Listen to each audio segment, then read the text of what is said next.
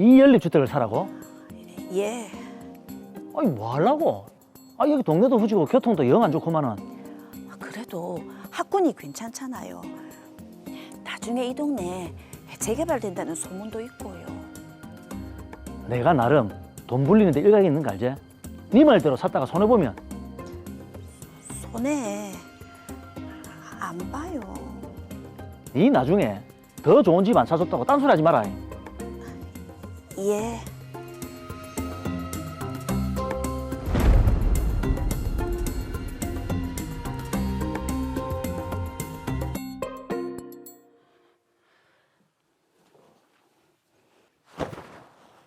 너는 도대체 집에서 뭐 하는 사람이고?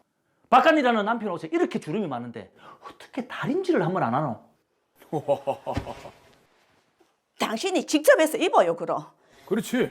뭐라고? 내 나이가 벌써 환갑이 지났는데 아직도 당신한테 잔소리 들어야겠어요. 우리 이혼합시다. 뭐? 이혼? 하 참나. 평생 돈 한 푼 안 벌어온 주제에 이혼? 거지꼴 못 면할 같은 일을 내가 걷어서 반백해주고 재워줬는데 이혼? 너무 막말 아닙니까? 내 재산이 탐나드나? 평생 동안 밥은 내가 했고 당신이 한 건 욕하고 때린 거잖아요. 뭐? 이게 터진 입이라고? 이제 막 나가시겠다 이거가? 30년 넘게 당신이랑 살면서 나는 할 만큼 했어요. 이게 어디서 꼬박꼬박 말대꾸고? 네 아직 덜 맞았지? 그래 내가 네 오늘 다리 몽디를 뿌려줄게. 이야. 아이.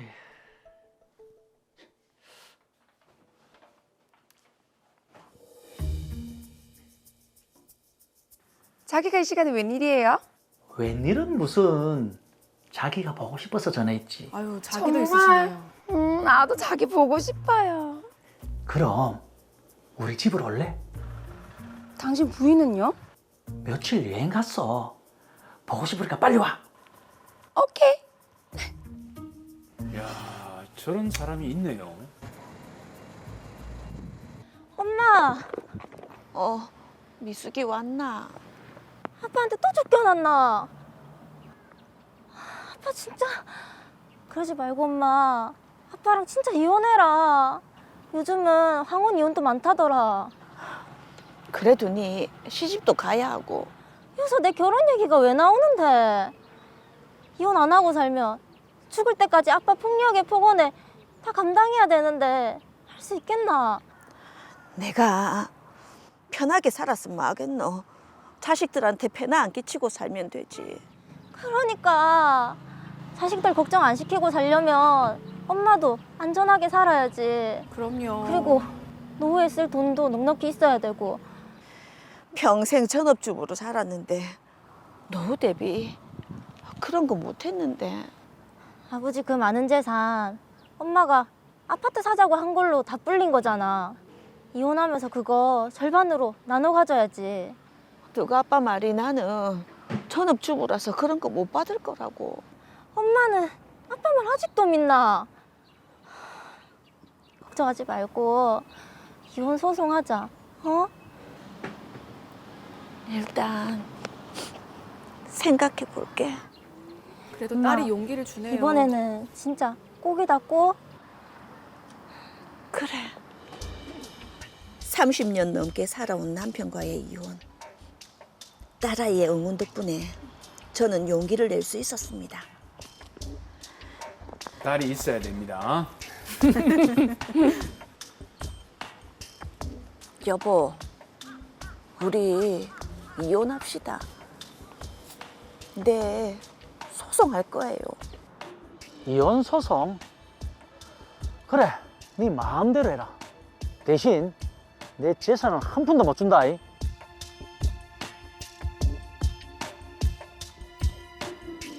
이혼 소송을 하겠다.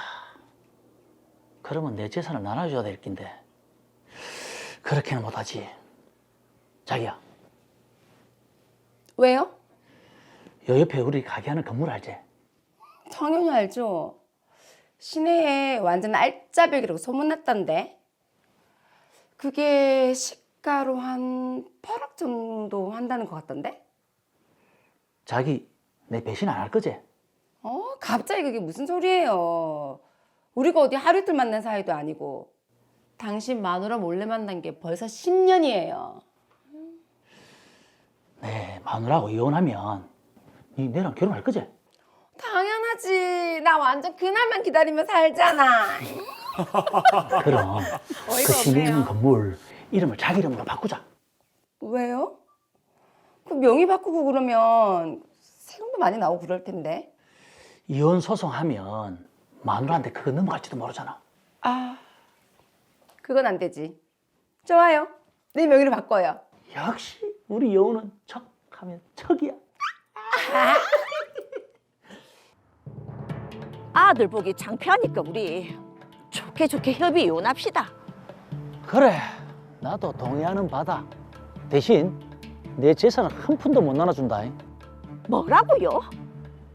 나도 평생 우리 재산 모으는데 당신 뒷바라지하면서 최선을 다했어요.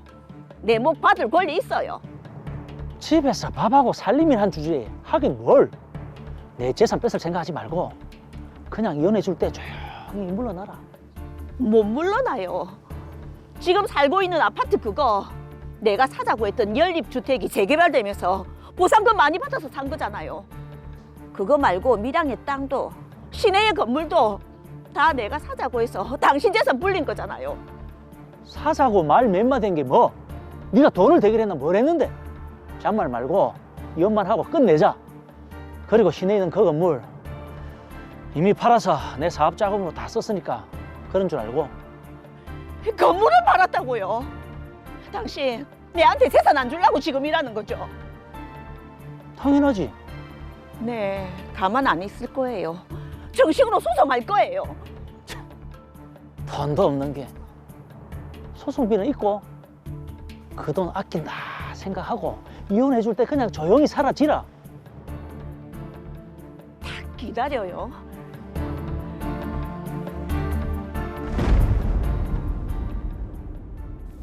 자, 정말 딱 기다리십시오. 저희가 해결을 해드리겠습니다. 재산 분할까지 제대로 받아내야 될 것 같습니다. 그렇습니다. 예. 남편 막장도 이런 막장이 없습니다. 아우. 정말 저 남편을 혼내주기 위해서라도 빨리 사건 정리부터 해보도록 하겠습니다.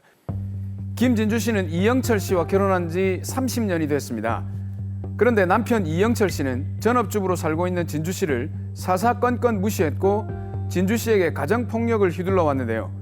심지어 10년 넘게 내연녀를 두고 있으면서 아내를 내쫓은 후 집으로 불러들이기까지 했습니다. 보다 못한 자녀들이 진주 씨에게 이혼을 권하기에 이르렀고 오랜 고민 끝에 의뢰인은 이혼을 결심했습니다. 그런데 남편 영철 씨는 진주 씨에게 재산 분할을 해줄 것이 염려돼 내연녀에게 자신의 재산을 돌려놓기까지 했는데요. 과연 진주 씨는 이혼과 더불어 재산 분할까지 정당하게 받을 수 있을지 저희 더 로이어에 의뢰를 해왔습니다. 네, 30년 동안 어떻게 또 이렇게 사셨는지 정말 저희가 지난 세월을 다 보상을 받아서 드리고 싶습니다. 네. 자, 가은씨 변호사님, 이 사건 어떻게 보셨나요? 예, 실제로도 배우자가 순하고 착하면은 고마워만 해야 될 것 같은데 네. 살다 보면 이를 당연하게 생각하고 고마워하기는 고사하고 막대하면서 함부로 하는 경우가 종종 있습니다.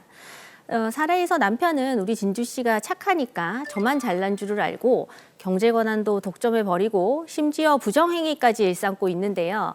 오늘 제가 남편의 재산을 10원 한정까지 탈탈 털어서 딱 절반을 우리 진주 씨에게 재산 분할해 드릴 겁니다. 네, 어허. 한번 탈탈 털어보도록 탈탈. 하겠습니다. 자, 우선 김진주 씨가 원하는 게 지금 이혼인데 우여곡절 끝에 남편이 동의를 한 것 같기는 합니다. 예, 우리 진주 씨는 남편으로부터 수동적으로 동의를 받을 게 아니라 이혼을 신속하게 청구해야 하겠습니다. 일단 진주 씨는 남편의 폭행에서 벗어나 신체적인 자유를 얻어야 하고요. 또 남편이 독점하고 있는 재산도 절반을 가져와야 경제적 자유도 얻을 수 있기 때문입니다. 이혼을 하셔야지 자녀들도 모친의 걱정 없이 편안해질 수 있습니다. 자, 그럼 이 진주 씨를 위해서 이혼과 함께 해야 할 일들을 하나씩 좀 짚어볼까요? 예, 먼저 재산 분할에 대한 부동산 가압류를 신속하게 집행하셔서 집행 재산을 확보하여 두시고요. 만일 남편이 계속해서 폭력을 휘두를 것 같으면 형사고소까지는 아니더라도 피해자 보호 명령을 통해서 신속하게 접근 금지부터 신청해 두면 남편의 접근과 연락을 막으실 수 있습니다. 네. 보통 이혼이 협의 이혼이 있고 또 재판상 이혼이 있잖아요. 진주 씨는 어떤 방식으로 진행을 하면 좋을까요? 예, 잘 아시다시피 원만한 합의가 가능한 경우에는 협의 이혼을 하시고요. 극심한 갈등으로 합의가 불가능한 경우에는 재판상 이혼 청구 소송을 진행하시면 됩니다. 네. 먼저 이 두 가지 이혼 방식을 설명드리고 어떤 것이 우리 진주 씨한테 맞는지를 추천해 드리면 될 것 같은데요. 먼저 협의 이혼은 일단 두 사람이 대화가 가능해야 합니다. 그리고 서로의 재산도 이미 잘 파악을 하고 있으면서 이혼 사유를 크게 다투지도 않으면서 이혼 자체에 동의가 되어 있어야 되고요. 나가서 자녀를 누가 키우고 양육비를 얼마나 받을지까지 대략적인 협의까지 다 가능해야 됩니다. 협의 이혼은 법원의 간섭이 좀 최소화되고 또 대체로 좀 잘 원만하게 해결이 되는 편인가요? 네, 협의 이혼은 이혼 자체랑 자녀의 양육에 대한 문제만 법원이 손을 대고요. 네. 위자료나 재산 분할 등은 당사자의 협의에 맡겨두기 때문에 법원에 손을 대지 않습니다. 이에 갈등이 최소화되고 기간이 신속한 장점이 있습니다만 다만 단점은 두 사람이 협의를 한다고 했는데 사실은 동상이몽격으로 실질적인 협의가 아니었던 경우가 많아서 뒤늦게 위자료와 재산 분할 청구가 제기돼서 갈등이 덧날 위험성이 항시 있습니다. 네. 이런 단점을 보완하기 위해서는 협의이혼에 따른 위자료와 재산 분할에 대한 협의서를 각자가 작성해서 한 부씩 보관하고 있는 게 안전하겠습니다. 그럼 이게 문제가 생겼을 때 그 합의서가 법적인 효력을 발휘하는 겁니까? 예, 맞습니다. 일단 합의서가 있는 경우거나 굳이 서면으로 쓰지 않아도 합의를 입증할 만한 증거가 있는 경우라면 그에 기해서 민사소송을 제기하시면 됩니다. 약정금을 달라고 청구를 하면 되는데요. 만약 합의서가 없는 경우거나 이를 입증할 증거조차 없는 경우라면 상대방이 집행을 질질 미루고 있다면 이혼 2년 안에 재산분할 심판을 얼른 청구하셔야 됩니다. 2년이 지나면 재산분할 자체를 하지 못하니까 집행을 미루는 순간 얼른 재산분할 심판 청구를 진행해 버리시는 게 속이 편하실 겁니다. 야, 이게 협의 이혼이라고 해서 조금 더 수월할 줄 알았는데 네. 협의하고 다시 재판을 해야 되는 그런 경우도 생길 수 있겠네요. 네, 그러네요. 그리고 사실 뭐 협의 이혼이든 재판상 이혼이든 이게 대화가 돼야 되는데 그렇죠. 지금 남편이 이혼에 동의는 했지만 대화가 지금 불가능한 그런 상황이거든요. 자, 그럼 진주 씨는 재판상 이혼 소송을 통해서 할 수밖에 없을까요? 네, 맞습니다. 우리 진주 씨는 남편과의 대화가 어려운 상황이기 때문에 네. 재판상 이혼 소송을 진행하셔야 될 것 같은데요.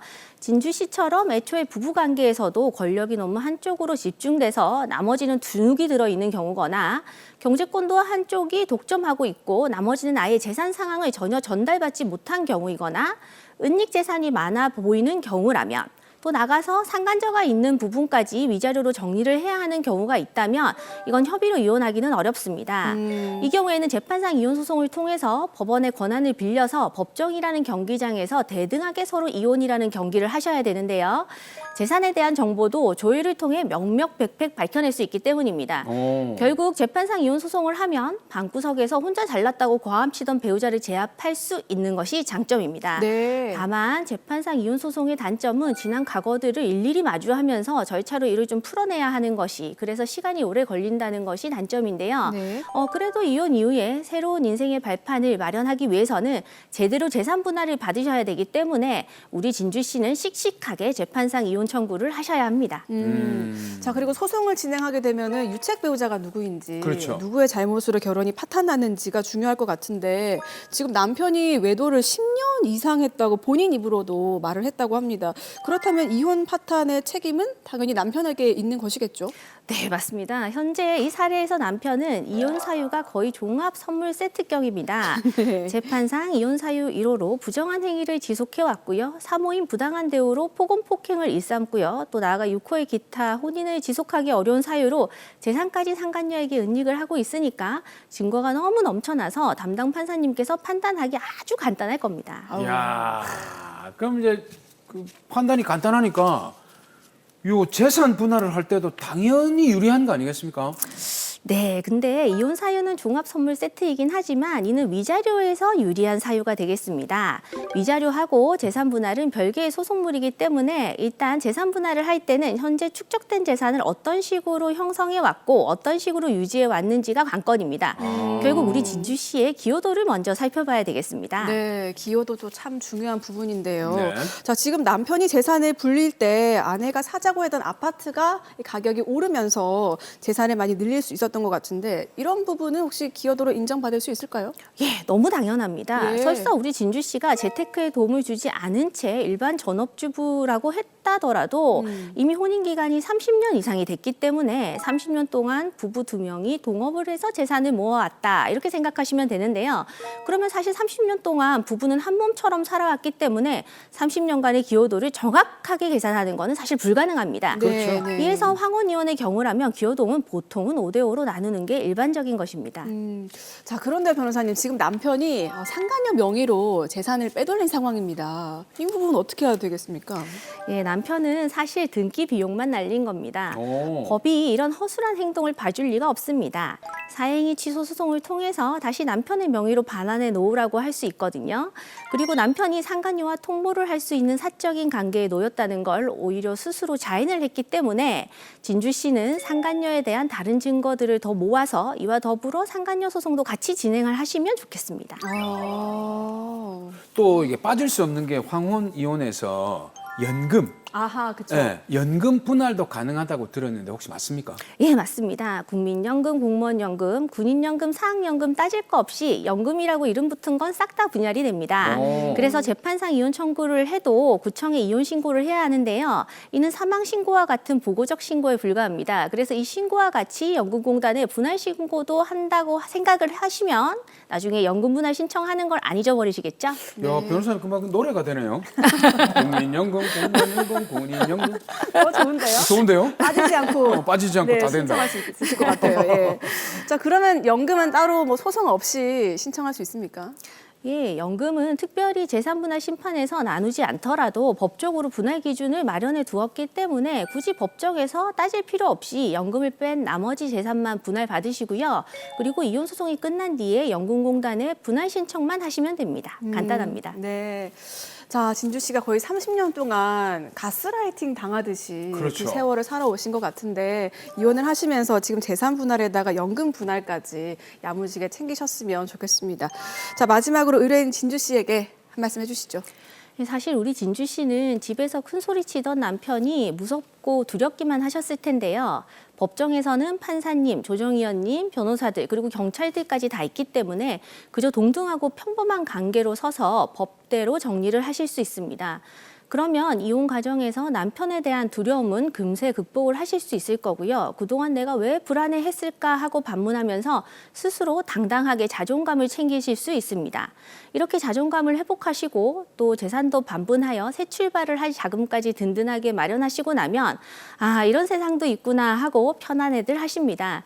실제로 이혼 소송이 끝난 뒤에 1년 뒤쯤 의뢰인분들을 다시 뵈면 다른 사람처럼 인상이 편하게 변해 있어서 제가 못 알아뵈서 당황스럽게 하면서도 한편으로는 정말 보람을 느낍니다. 네. 우리 진주 씨도 하실 수 있습니다. 진주 씨의 새 출발을 응원하겠습니다.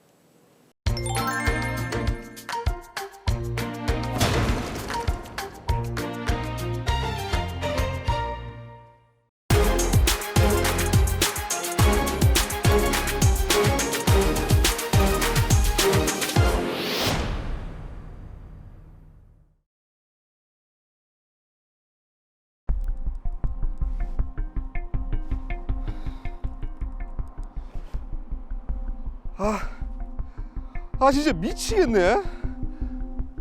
진짜 내 보증금 두고 날랐나 이거.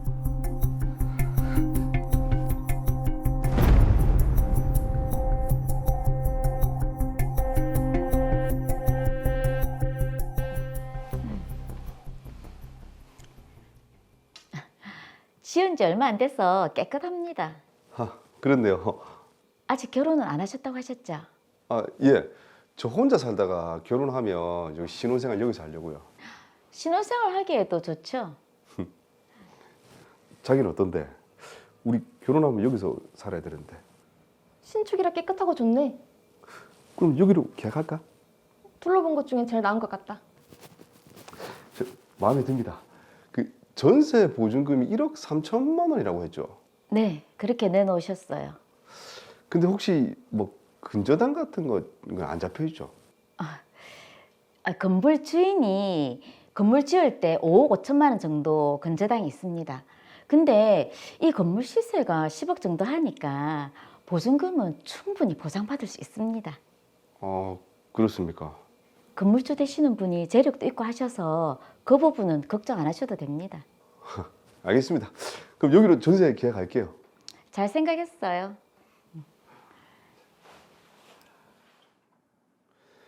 저는 중소기업 취업 청년 전월세 보증금 대출 1억 원과 신용대출 3천만 원을 받고 원룸 잔금을 치르게 됐습니다. 그렇게 저희만의 신혼보금자리를 꾸미고 행복한 나날을 보냈습니다. 오늘 저녁 뭐 먹을래? 자기야, 이제 우리 애기도 갖고 해야 하는데 좀 큰 집으로 이사 가야 하지 않나? 이사 가야지. 애 낳고 키우기에는 좀 좁긴 하지. 그 집주인한테 계약 연장 안 하고 이사 간다고 전화할게. 응, 지금 해라.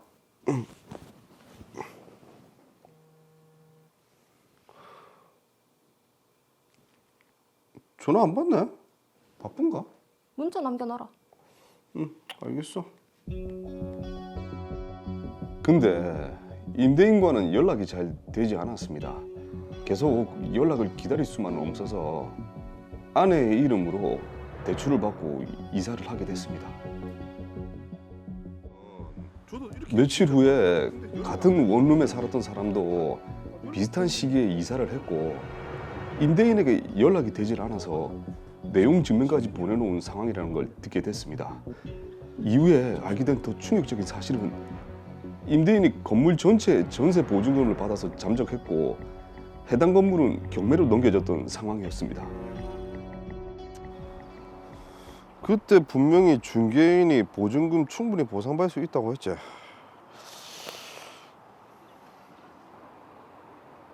뭐고? 근저당이 8억? 우리 계약일 전이고. 설마 공인중개사와 건물주가 짜고 보증금을 가로챈 걸 알게 됐습니다. 건물주를 상대로 지급 명령 신청 및 민사소송을 진행했습니다. 근데 건물주가 무일푼이라서 보증금을 반환받기 어려운데 설상가상 대출이 연장되지 않아서 1억 3천만 원을 일시에 변제해야 되는 상황입니다. 저는 이 난관을 어떻게 헤쳐나가야 될까요?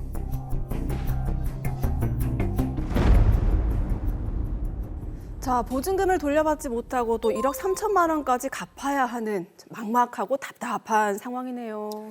그렇습니다. 이 나철호 씨가 처한 상황이 아주 막막하고 앞이 보이지 않는 그런 상황입니다. 우선 해결책 드리기 위해서 사건 정리부터 해보겠습니다. 나철호 씨는 자신의 이름으로 보증금 1억 3천만 원을 주고 원룸을 계약했는데요.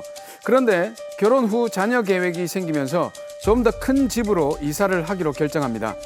그래서 집주인에게 계약이 종료되면 이사를 갈 거라고 통보를 했는데요. 하지만 집주인은 답변이 없었습니다. 집주인의 연락을 계속 기다릴 수만은 없었던 나철호 씨는 우선 아내 명의로 대출을 받고 이사를 합니다. 그러던 중 같은 원룸에 살았던 주민도 보증금을 돌려받지 못해 집주인에게 내용 증명까지 발송한 상황이라는 걸 알게 됐는데요. 이에 나철호 씨도 원룸의 등기부 등본을 확인해 봤습니다. 알고 봤더니 공인중개사와 집주인이 짜고 보증금을 가로챈 건데요. 해당 건물은 경매로 넘어간 상황입니다. 나철호 씨는 집주인을 상대로 지급명령 신청 및 민사소송을 진행했지만 사실상 보증금을 언제 반환받을 수 있을지 모르는 상황입니다. 엎친 데 덮친 격으로 대출이 연장되지 않아 1억 3천만 원을 일시에 변제해야 하는 난감한 상황에 처해 있습니다. 네, 나철호 씨가 전세 보증금 사기를 당하면서 지금 1억 3천만 원이나 되는 보증금을 날리고 빚만 떠안게 됐는데요. 네. 답답합니다. 이창원 변호사님, 이 사건 어떻게 보셨습니까?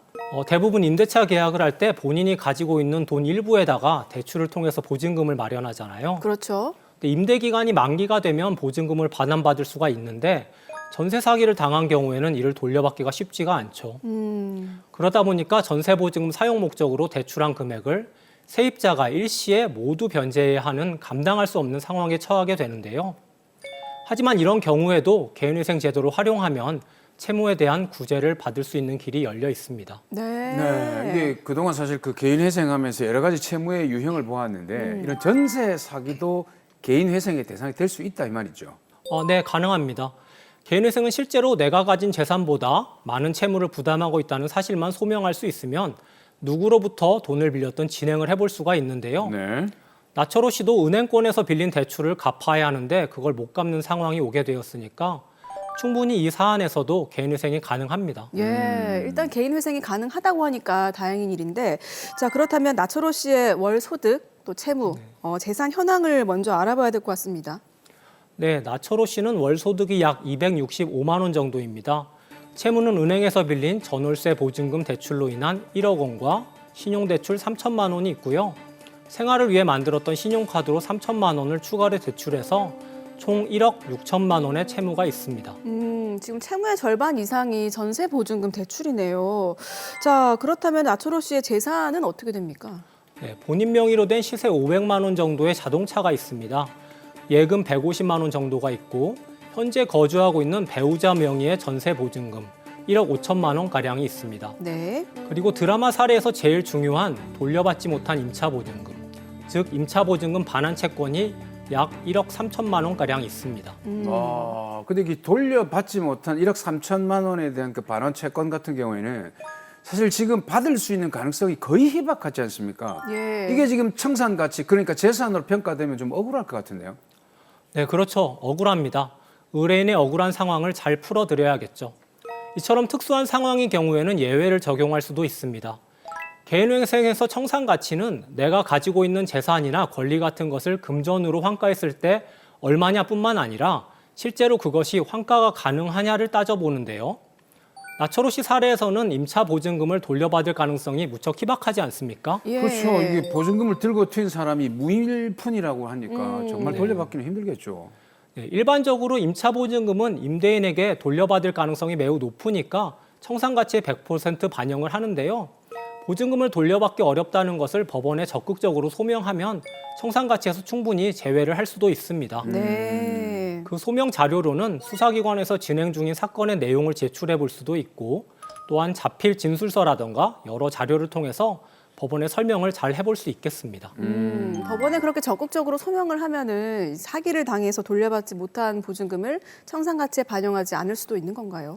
네, 맞습니다. 예. 소명한 자료를 바탕으로 법원에서 신청인이 임차 보증금을 반환받을 가능성이 매우 희박하거나 없다는 점이 인정이 되면 청산 가치에서 뺄 수가 있습니다. 그래서 청산 가치에 반영되지 않기 위해서 사기 피해에 대해서는 적극적으로 소명을 해야 하고 또한 자료 수집을 미리 잘 해두셔야 합니다. 네. 자, 그러면 나철호 씨가 지금 전세 사기로 보증금을 돌려받을 가능성이 없다는 점을 적극 소명해서 이게 인정이 된다면 청산 가치가 어느 정도 됩니까? 네, 임차 보증금을 청산 가치에서 제외할 수 있다면 나철호 씨의 재산은 본인 명의 자동차 1대, 예금 150만 원, 그리고 배우자 명의 전세 보증금 1억 5천만 원 중 절반 정도가 청산 가치로 평가될 수 있을 것 같습니다. 근데 잠시만요. 이 배우자 전세 보증금은 배우자 명의로 담보 대출을 1억 2천만 원을 받았거든요. 그럼 이거는 어떻게 되는 거죠? 네, 그러한 경우에는 보증금을 담보로 한 대출이 있다고 한다면 이야기가 조금 달라지는데요. 네. 네, 보증금 중에 담보로 제공된 만큼은 재산으로 평가가 되지 않습니다. 그래서 보증금 1억 5천만 원에서 담보대출한 1억 2천만 원을 뺀 3천만 원가량이 재산 가치로 평가가 되고 그중 절반이 청산 가치에 들어가게 될 겁니다. 근데 저희가 지난 방송에서 서울회생법원에서는 배우자의 이 재산을 청산 가치에 반영하지 않는다고 저희가 들었거든요. 네, 그렇습니다. 네, 그리고 또 수원과 부산에도 회생법원이 지금 개원을 했다고 들었는데 네. 나철호 씨 거주지가 지금 부산이니까 부산 회생법원에 신청을 하면 배우자의 재산이 청산 가치에 반영되지 않을 수도 있겠네요. 지난 3월 1일 부산회생법원이 개원을 했죠. 하지만 아직 실무준칙이나 처리 방침이 공개된 바는 없습니다. 나철호 씨는 부산회생법원으로 사건이 접수되어야 하니까 배우자 재산은 처음부터 청산 가치에서 제외해 보는 것도 좋을 것 같습니다. 또한 나철호 씨는 임차 보증금을 돌려받지 못해서 더 이상 대출을 받을 수 있는 여력이 되지가 않는데요. 아내 명의로 임대차 계약을 한 보증금은 아내가 전액 대출을 받아서 보증금을 마련한 것이므로 보증금을 배우자의 특유재산이라고 주장해서 이를 나철호 씨의 청산가치에 반영되지 않도록 해볼 수도 있을 것 같습니다. 네. 네, 어쨌든 다행히 배우자의 재산을 청산가치에 반영하지 않을 수도 있는 방법이 있다니까 다행은 다행이네요. 네. 배우자의 재산이 포함되지 않고 임차 보증금 또한 포함되지 않는다는 전제하에 결론적으로 나철호 씨의 청산가치는 나철호 씨 명의의 자동차 시세 500만 원가량이 되겠습니다. 네. 아, 그런데 나철호 씨 명의로 지금 예금 150만 원이 있었잖아요. 네, 맞죠, 맞죠. 예금까지 포함하면은 청산 가치가 총 650만 원이 돼야 되는 거 아닙니까? 네, 예금 150만 원은 청산가치에 포함이 되지 않습니다. 아, 개인회생에서 예금, 적금, 청약에 들어있는 돈 중 185만 원까지는 면제재산으로 인정을 해주고 있는데요. 예. 개인회생을 하더라도 최소한의 생계 유지를 위해 185만 원 정도는 사용을 해야 한다는 뜻으로 받아들이시면 되겠습니다. 그래서 나철호 씨의 청산가치는 500만 원이 됩니다. 자, 청산 가치까지 알아봤는데 그렇다면 나철호 씨의 최종 변제 계획 어떻게 세울 수 있을까요? 나철호 씨의 변제 계획은 소득 265만 원에서 2023년도 1인 가구의 최저 생계비 약 125만 원을 제외한 140만 원을 36개월간 총 5,040만 원을 변제하는 것을 기본 변제 계획으로 세울 수 있겠습니다. 그렇게 되면 약 1억 960만 원을 탕감받을 수 있을 것으로 예상이 되는데요. 하지만 반환받지 못하게 된 전세 보증금도 자칫 잘못하면 청산가치로 평가가 돼서 개인회생 자체가 불가능하게 될 수도 있습니다. 네. 그래서 꼭 도산 전문 변호사를 찾아서 충분한 상담을 받아보시고 진행하시는 것을 권장드립니다. 맞습니다. 부산 같은 경우도 개인 회생 사건이 많이 늘어났다고 네. 그런 기사를 보기도 했는데 맞습니다. 빚이 더 늘어나기 전에 빨리 개인 회생을 신청하는 게 좋겠습니다. 자, 마지막으로 나철호 씨처럼 전세 사기로 경제적인 어려움을 느끼고 계시는 많은 분들께 한 말씀 해주시죠. 네, 전세 사기로 인해서 거주지는 사라지고 보증금 사용 목적으로 대출한 막대한 빚도 모두 떠안게 돼서 너무 막막하실 것 같습니다. 이런 상황에서 사기를 당한 자책감에 자포자기하시는 경우도 굉장히 많이 봐왔습니다. 이런 분들은 꼭 개인회생 제도를 활용해 보시길 바랍니다. 도산 전문 변호사와 함께 하시면 개인회생을 통해 얼마든지 재기를 하실 수 있는 길이 있으시니 자책은 뒤로 하시고 적절한 도움을 받으셔서 소중한 삶을 계속해 나가셨으면 좋겠습니다.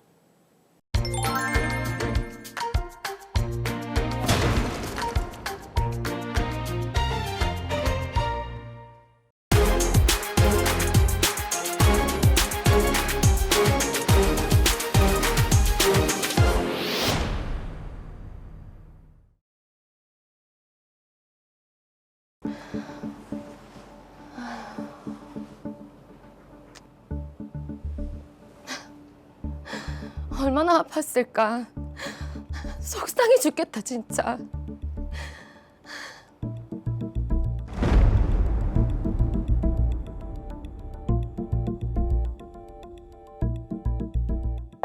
백동훈, 아들, 네 학교 가야지.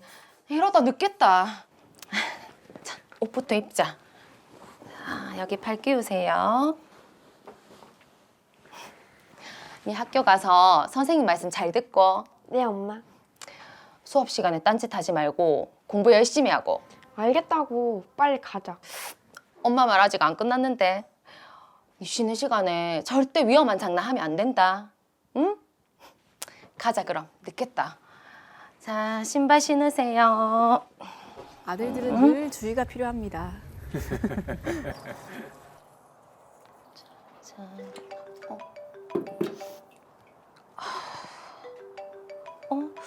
돈이 학교인데 무슨 일이지? 여보세요?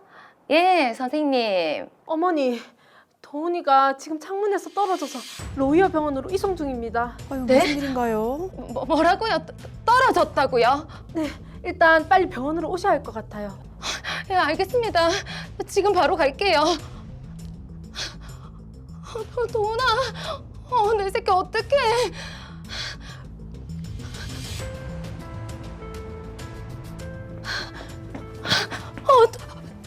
도훈아, 니 괜찮나? 엄마 왔으니까 이제 괜찮다, 아들. 엄마 문 앞에서 선생님이랑 잠깐 얘기 좀 하고 올게. 엄마.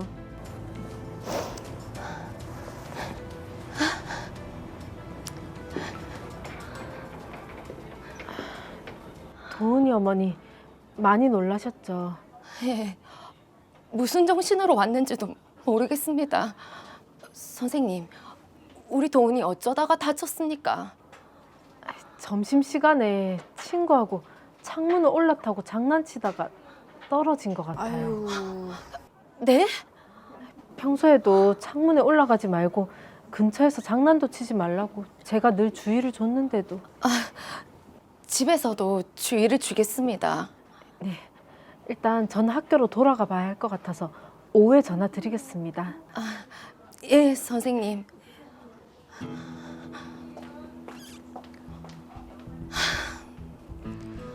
불행 중 다행으로 도은이는 발목에 골절상만 있고 다른 곳은 다치지 않았습니다. 아무리 주의를 줬다지만 선생님의 말에 속상했습니다. 어머니, 도은이는 좀 어떻습니까? 많이 괜찮아졌습니다. 근데 선생님, 그 치료비는 학교에서 배상해 주셔야 되는 거 아닙니까? 그게 학교에서 다친 건 맞지만 한 반에 학생들도 많고 도은이만 집중해서 볼 수는 없습니다. 창문에 올라갔던 건 제가 늘 주의를 줬던 부분이고 도은이도 어느 정도 잘못한 것이 있기 때문에 학교에서 치료비를 배상해 드릴 수는 없습니다.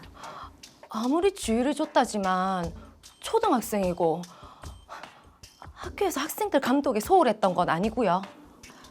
죄송합니다, 어머니. 저도 도은이가 다쳐서 너무 마음이 아픕니다. 도은이는 괜찮나? 아니, 아직 깁스하고 있지. 아니, 근데 그나저나 내 속상해 죽겠다. 왜? 내가 선생님한테 도은이 치료비는 학교에서 보상해줘야 되는 거 아니냐니까. 아니, 다친 거 도은이 잘못이라고 안 된다는 거 있지. 아무리 잘못이라고 해도 어느 정도는 학교에서 책임을 져야지. 내가 아는 사람도 딸이 학교에서 다쳤는데 학교 안전공제회인가? 거기서 치료비 받았다고 하던데. 학교 안전공제회? 그런 게 있나? 그랬다고 하던데. 한번 알아봐야겠네.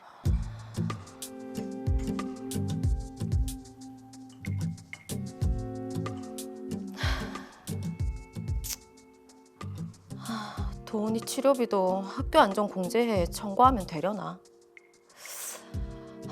여기도 선생님 말처럼 도은이 잘못이라고 안 된다는 거 아이가? 그냥 실손보험으로 처리를 할까?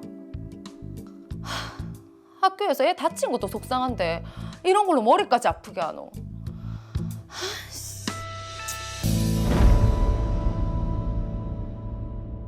자, 아들 도훈이가 다쳤다는 소식에 수정 씨가 얼마나 놀라고 또 속상했을까요? 거기에다 또 학교에서 치료비까지 줄 수 없다고 하니까 아마 더 속상한 마음이 많을 것 같습니다. 우리 엄마 이수정 씨의 고민과 그리고 궁금한 점 한번 풀어보도록 하겠습니다. 이수정 씨는 아들 도훈이 담임 선생님으로부터 전화 한 통을 받습니다. 도훈이가 친구들과 장난을 치다가 2층 높이에서 떨어졌다는 건데요. 급히 병원으로 간 이수정 씨. 다행히 도훈이는 다리에 골절상만 입고 다른 곳은 다치지 않았습니다. 이에 이수정 씨는 학교에 치료비 등을 배상해달라고 했지만 담임 선생님은 평소 학생들에게 창문에 올라가지 말고 근처에서 장난도 치지 말라고 주의를 줬고 학생의 잘못도 있기 때문에 치료비는 해줄 수 없다고 합니다. 네. 자, 그런데 지인에게서 새로운 이야기를 듣게 됩니다. 학교 안전 공제회에 신청을 하면 된다라는 이야기였죠. 네, 그렇습니다. 학교 안전공제회에서 치료비와 장애가 있으면 그 부분도 받을 수 있다고 얘기를 들었는데요. 근데 이수정 씨는 걱정이 앞섭니다. 학교 안전공제회에서도 도훈이의 잘못이라서 안 된다고 하는 건 아닌지, 또 이런 상황에서는 어떻게 해야 할지 저희 더 로이어에 의뢰를 해왔습니다. 자, 그러게요. 저도 엄마의 입장이다 보니까 이 사안이 어떻게 해결이 될지 좀 굉장히 궁금한데 그렇죠. 지금 TV를 보시는 분들 중에서도 아이를 교육기관에 보내고 계신 어머님들이 계시다면 끝까지 보시면 아마 많은 도움이 될 것 같습니다. 자, 먼저 이수정 씨 지인이 얘기한 학교 안전공제회라는 곳이 어떤 곳입니까? 김희준 변호사님. 네, 학교안전공제회는 학교 안전사고 예방 및 보상에 관한 법률, 줄여서 학교안전법에 따라 설립된 법인입니다. 말 그대로 학교 안전사고에 대해 보상하는 사업을 의미하는데요. 네. 학교에서 일어나는 사고로 인한 피해에 대해 학교안전공제회에 청구할 수 있습니다. 사업장으로 본다면 산재 처리를 하는 것과 비슷한 개념이라고 보시면 됩니다. 학교안전공제회는 각 시도마다 있고요. 부산 같은 경우는 부산광역시 학교안전공제회가 있습니다. 네. 이게 학교에서 일어난 사고라고 하면은 초등학교부터 대상이 되는 건가요? 아닙니다. 학교안전법상 학교는 유치원, 초등학교, 중학교, 고등학교 졸업 이하의 학력이 인정되는 평생교육시설, 재외국민의 교육 지원 활동에 관한 법률상의 한국 학교를 의미합니다. 자, 그리고 학교에서 일어나는 사고라는 게 뭐 저렇게 아이가 다칠 수도 있는데 또 네. 여러 가지가 있을 수 있지 않습니까? 구체적으로 어떤 게 있는지 좀 말씀해 주시죠. 네, 학교안전사고는 교육활동 중에 발생한 사고로서 학생과 교직원 또는 교육활동 참여자의 생명 또는 신체에 피해를 주는 모든 사고를 말하고요. 학교 급식 등 학교장의 관리, 감독에 속하는 업무가 직접 원인이 되어 학생, 교직원 또는 교육활동 참여자에게 발생하는 질병을 의미합니다. 자, 그러면 학교에서 사고가 일어나서 다쳤단 말이죠. 그럼 학교안전공제회에 신청을 하면 이게 치료비만 받을 수 있는 건가요? 어떻습니까? 네. 치료비에 해당하는 요양급여뿐만 아니라 장애급여, 간병급여, 유족급여를 받을 수 있는데요. 장애급여는 학교 안전사고로 인해서 장애가 발생했을 때 국가배상법에서 정한 위자료를 피공제자 또는 그 보호자 등에게 지급합니다. 그럼 간병급여는 어떻습니까? 네, 간병급여는 요양급여를 받은 사람이 치료를 받은 이후에도 의학적으로 상시 또는 수시로 간병이 필요한 경우에 실제로 간병을 받는 피공제자 또는 그 보호자 등에게 월 단위로 지급합니다. 예. 유족급여는 어떨 때 받습니까? 네, 유족급여는 피공제자가 학교 안전사고로 사망한 경우에 국가배상법에 따른 위자료를 피공제자의 상속인에게 지급하는데요. 사실상 혼인관계에 있던 사람을 포함해서 지급하는데 평균 임금의 100일분을 그 장례를 행하는 자에게 지급하고 네. 학교 안전사고 외에 원인을 알 수 없는 사유로 사망한 경우에도 4천만 원의 위로금을 지급합니다. 지금 쭉 얘기해온 피공제자라는 개념이 네. 이 범위가 어디까지인지가 좀 궁금하거든요. 학생만 되는지 아니면 또 다른 대상이 있는지 어떻습니까? 네, 학생뿐만 아니라 교직원과 교육활동 참여자가 전부 피공제자가 됩니다.